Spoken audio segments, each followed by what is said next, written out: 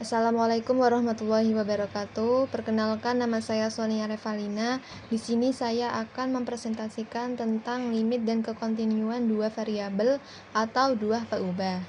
Sebelum itu, saya akan menyampaikan apa tujuan pembelajaran pada hari ini. Yang pertama yaitu memahami konsep limit dan kekontinuan. Dan yang kedua itu mampu menghitung limit dan kekontinuan. Selanjutnya, saya akan menjelaskan apa pengertian limit.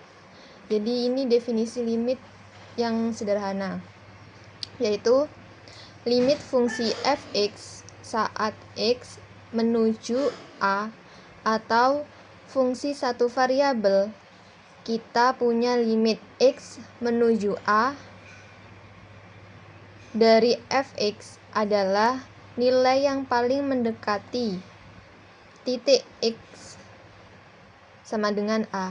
Ingat, itu paling mendekati. Dalam limit itu yang mendekati. Artinya apa?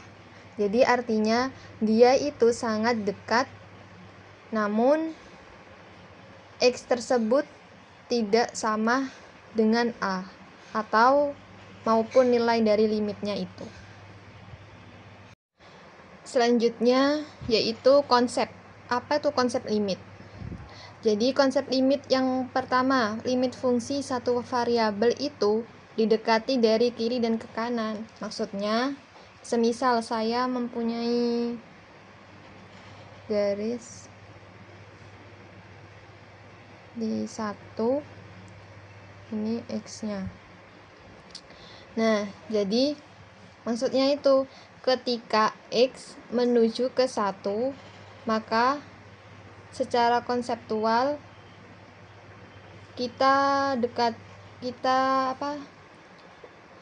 maka kita untuk fungsi satu variabel ini kita dekati dari kiri.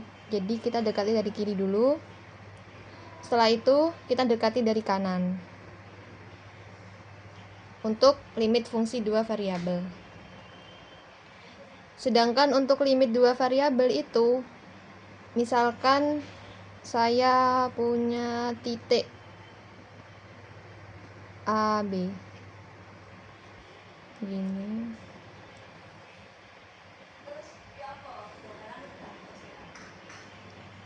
Jadi di limit fungsi dua variabel itu kita dekati dari segala arah. Jadi semua arah di dua variabel, semua arah. Ini arah dari sini, dari sini. Nah, ini misalnya titik A, B. Jadi misalkan saya ini kan mempunyai titik A, B, maka saya dekati dari segala arah, maupun dari sini, dari sini, dari sini, dari sini. Nah, itu perbedaan dari konsep limit fungsi satu variabel dan fungsi dua variabel.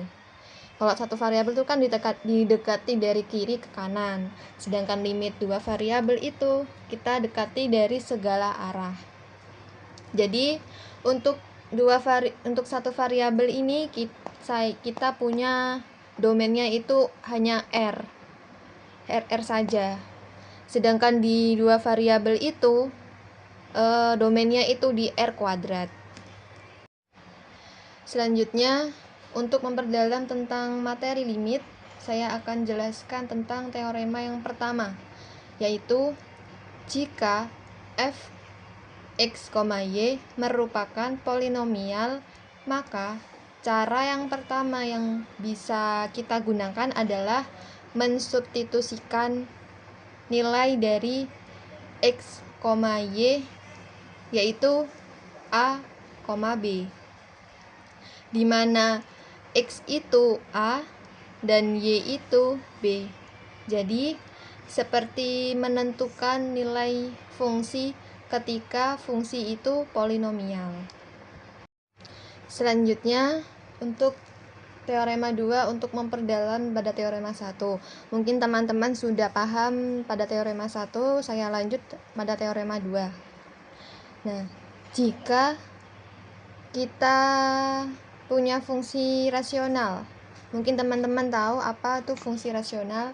Jadi fungsi rasional itu adalah bentuk pembagian dua buah fungsi polinomial di mana fungsi P dibagi dengan fungsi Q. Nih, dibagi dengan fungsi P dibagi dengan fungsi Q. Maka ketika kita ingin menghitung limit x, y menuju a, b dari f x, y di mana dia itu berbentuk rasional, itu pembagian. Nah, langkah pertama masih sama seperti yang teorema 1, itu polinomial, yaitu kita substitusikan. Nah, setelah ketika kita substitusi, kemudian kita peroleh penyebutnya itu tidak nol. Maka ketika penyebutnya itu tidak nol, maka kita langsung ketemu hasilnya, itu termasuk nilai limitnya. Misalnya itu kayak kan penyebutnya tidak nol, misalnya 0/1 itu termasuk nilai limitnya. Nah, di sini ada kata lebih lanjut. Yaitu jika bagian pembilang tidak nol dan bagian penyebutnya itu nol, maka limitnya itu tidak ada limitnya. Seperti tadi itu kan, kebalikannya. Kalau yang di penyebutnya yang pertama tadi itu, ini kan ini kan penyebut.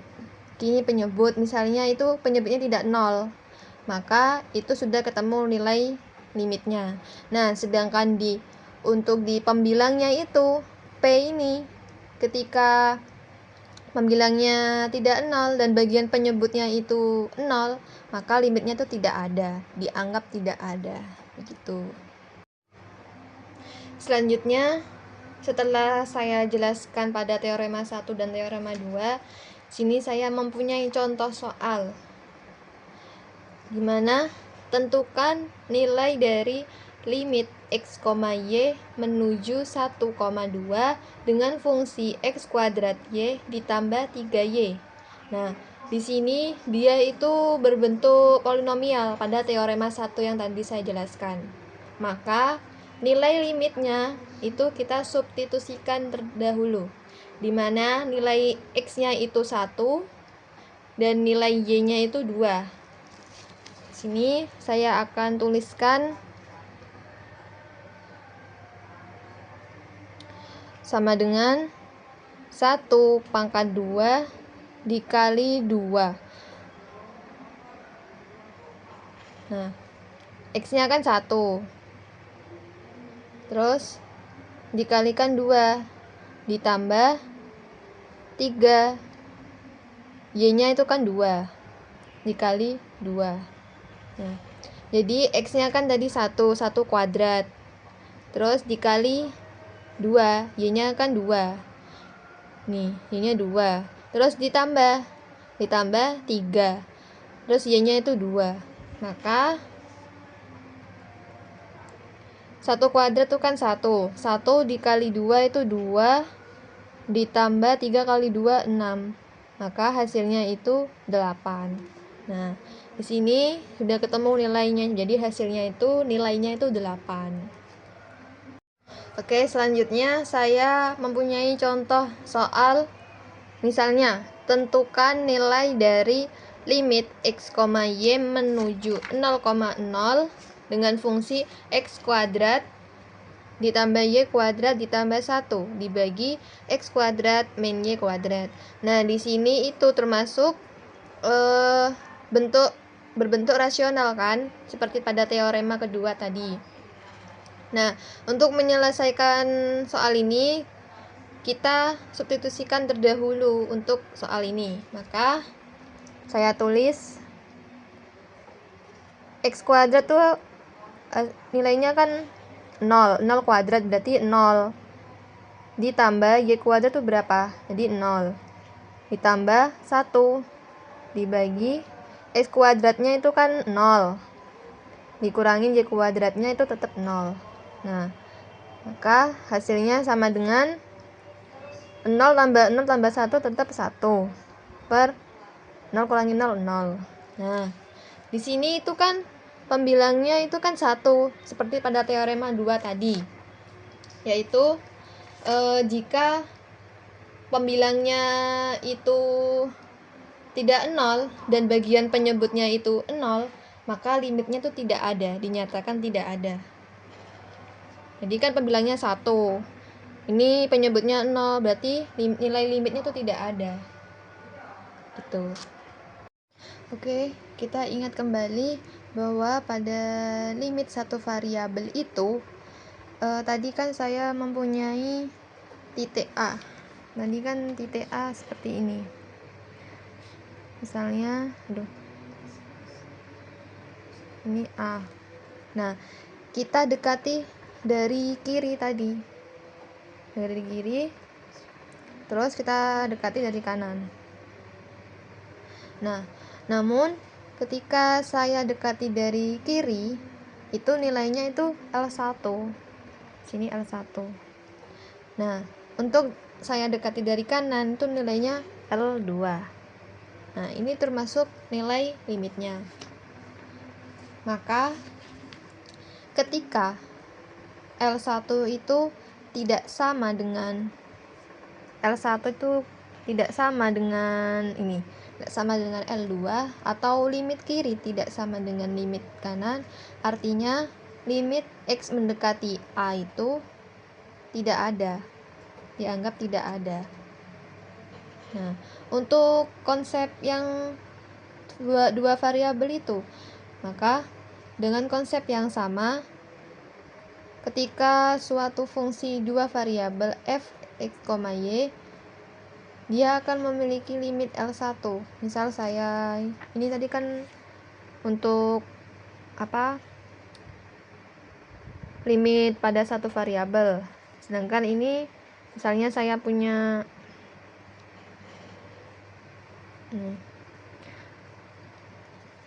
ini mendekati titik A, B melalui arah P1. Misal saya ini anggap ini arah P1 ya. Ini P1. Kurang lebih seperti gini. Terus dengan konsep yang sama pada fungsi dua variabel f, x, y, dia itu akan memiliki limit L1 saat x, y itu menuju titik A, B melalui arah P1. Misalnya untuk sumbu yang lain, di ini mendekati titik A, B melalui arah P2. Misalnya misal ini arahnya sama, ini P2, yaitu arahnya. Jadi untuk P2 itu semua segala arah. Jadi kan di fungsi dua variabel itu kan segala arah, semua arah. Uniknya ya seperti itu. Kalau di satu variabel kan cuma dua arah, ke kiri dan kanan. Nah, kalau di dua variabel itu semua arah, segala arah gitu. Nah, jika L1 tidak sama dengan L2 itu, maka limit X, Y mendekati A, B itu dianggap tidak ada. Semuanya seperti itu. Nah, di sini saya memiliki tips untuk mencari fungsi dua variabel, yaitu jika kita memiliki limit X, Y menuju A, B, maka arah yang mudah untuk diperiksa adalah saat melalui arah P1, yaitu X sama dengan A. Jadi X itu sama dengan A. Dan dengan arah P2 itu garis Y sama dengan B gitu. Langsung saja untuk pembuktiannya, yaitu sini. Buktikan bahwa fungsi f dengan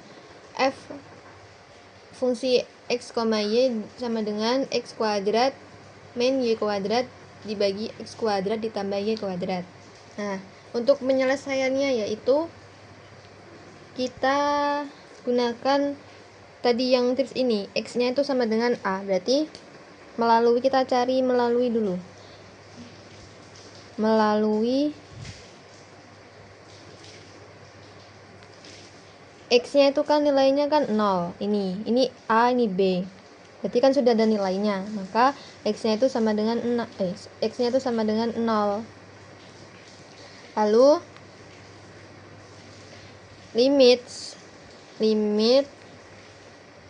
X, Y mendekati 0,0 dengan fungsi X kuadrat min Y kuadrat dibagi X kuadrat ditambah Y kuadrat sama dengan limit 0, Y, karena X nya kan sudah ketemu 0, maka dengan menuju 0,0, jadi X nya itu kan 0 dikurangin Y kuadrat dibagi X nya kuadrat tuh 0 ditambah Y kuadrat, maka hasilnya sama dengan limit Y mendekati 0 atau menuju 0. Ini kita 0 dikurangin Y kuadrat itu kan min Y kuadrat dibagi Y kuadrat sama dengan ini coret, hasilnya min 1. Nah, ternyata limit tersebut kita dekati melalui X sama dengan 0, maka hasilnya itu negatif 1.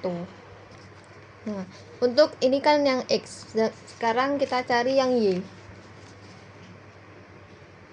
Yang kedua, melalui Y sama dengan 0. Kenapa Y sama dengan 0? Karena sudah ada nilainya, Y nya itu kan 0. Ini AB.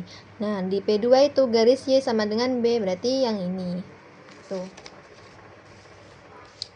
Sama seperti tadi yang X sama dengan 0. Kita tulis limit X, 0, 0,0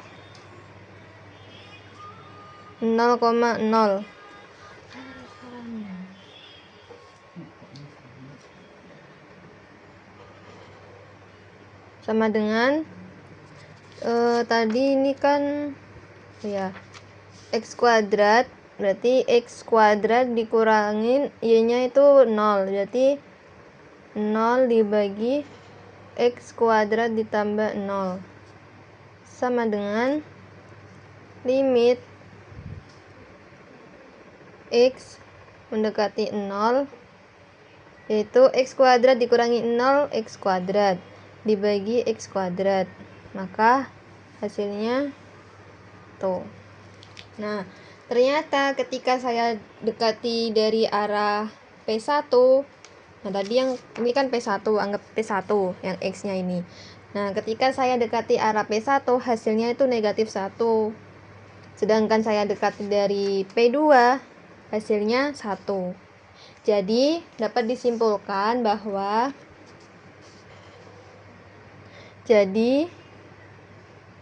limit X, Y menuju 0,0 dengan fungsi X kuadrat min Y kuadrat dibagi X kuadrat ditambah Y kuadrat itu hasilnya tidak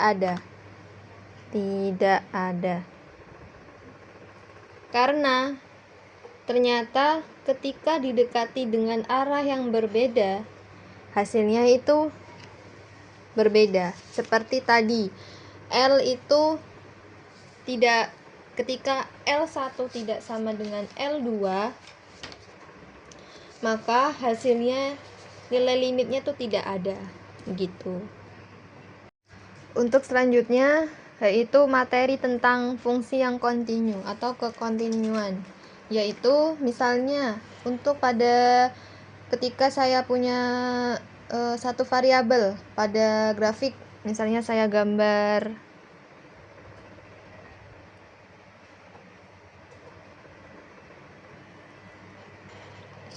gini, mohon maaf untuk gambarnya. Nah, untuk yang kontinu itu grafiknya itu nyambung gini, Nah, nyambung.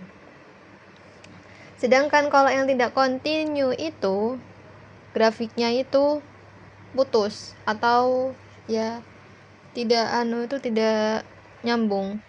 Misalnya gini, terus ini gini.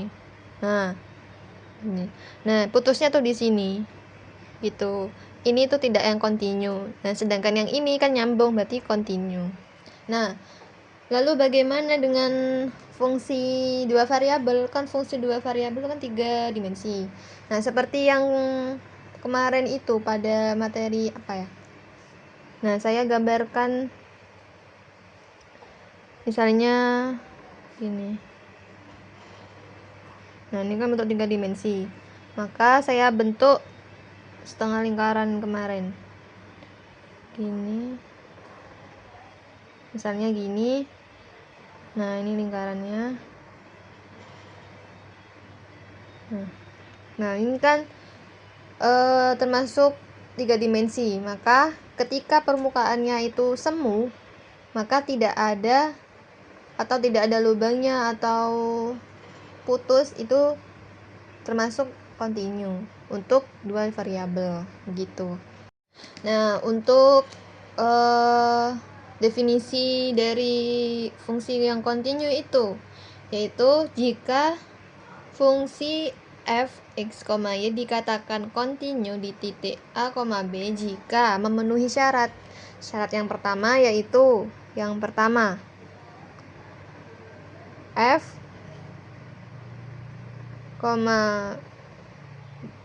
fungsi di titik a, b dinyatakan tuh terdefinisi.